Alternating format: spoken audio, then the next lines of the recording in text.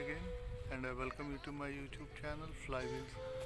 So, what's for today? Today I will show you. Means I'm not going to show you. I will tell you. Basically, this is an ownership review of this bike, and is it worth buying Bajaj bikes, or its maintenance cost is on higher side or on lower side? I will let you know in this video. So nothing much to say, just stay tuned, and I'll try to explain my ownership experience of this bike. So roll the intro and start the video.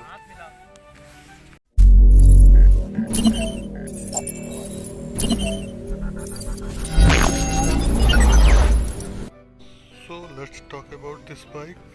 This Pulsar 220 has been introduced by Bajaj in June 2009, and since then it's almost 12 years, but Bajaj didn't make any changes in its basic looks. Basic look remains same. Yes, the graphics altered every time, but you didn't find any major update from the Bajaj.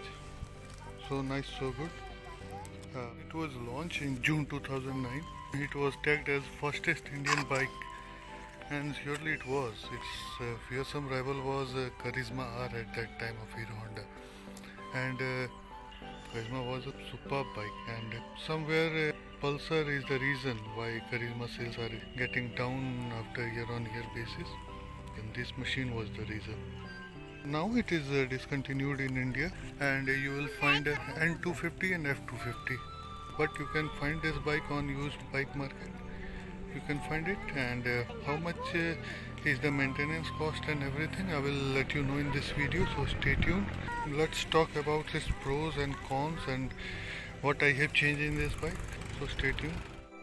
So I have owned this machine on November 2018, and it's all about 3 years and 50,000 kilometers. It supports me well, so thumbs up for the ride quality Bajaj.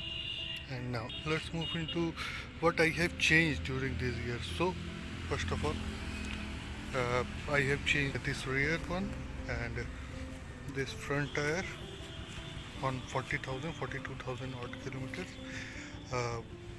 Once changed this chain sprocket last month at 47,000, and I have changed clutch plates on 24,000.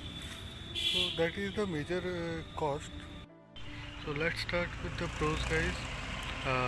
This machine has a very good ride quality.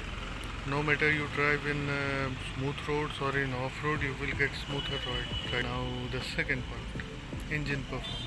Engine performance is another good aspect of this bike. You will always have some power in your hand, no matter where you ride, or you ride at 50 kmph or 80 or 90. There is enough power behind your throttle. You just have to make the throttle and the bike launch itself with the pace. This is the second point. Now the third, initial punch is very good. Not as much as the KTM for sure, but the linear punch is do your job. Now move to the parts durability. Parts durability is super awesome of all Bajaj bikes.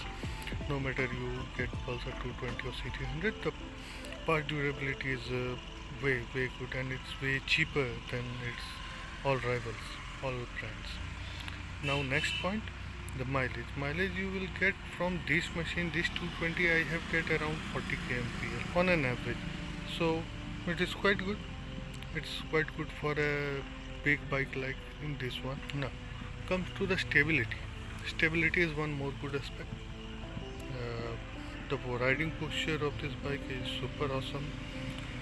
No matter you ride 100 kilometers or 400, you won't get any sort of pain on your palm, on your wrist, or your back also.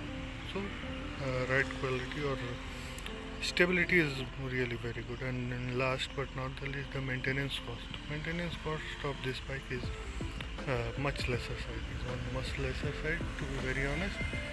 It is not very much expensive to maintain this sort of big bike. So that's it for the pros. So let's talk about some cons of this bike. So first point, you can see this. The paint is just removed from some places and it looks very odd. So Bajaj have to look into that matter. Let's see this, and this. Paint quality should get improved, Bajaj.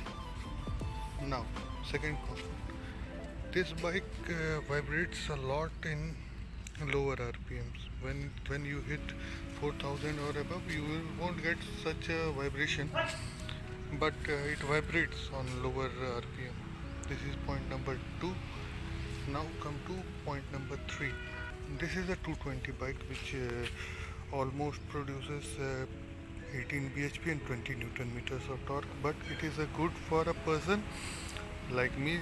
I am 6 feet 2 and weighing 100 kgs, so if I ride solo it gives its performance at its peak, but when I take a pillion it not perform as much as you think.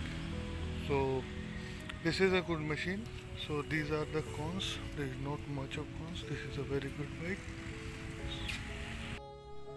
So guys, as I have mentioned previously that I will tell you the maintenance cost of my bike, what I have changed, how much money I have spent in this bike during this 50,000 kilometers. So I have noted down all those things. Likewise, the first servicing cost in those 50,000 kilometers, I have serviced 10 times at interval of 5,000 kilometers. So 300 is the approx service cost of this bike. So into 10 is 3,000. Now oil change cost. The lubricant I have changed every time. I have previously used to Castrol, and last 4 times I have used Motul 5100, which gives me the better result. And so approx cost is a 500 of single time changing the oil. So these two into 10 times, so 5,000 is the cost of oil change. Now I have replaced my clutch plates on 25,000 kilometers, so it cost me 2200.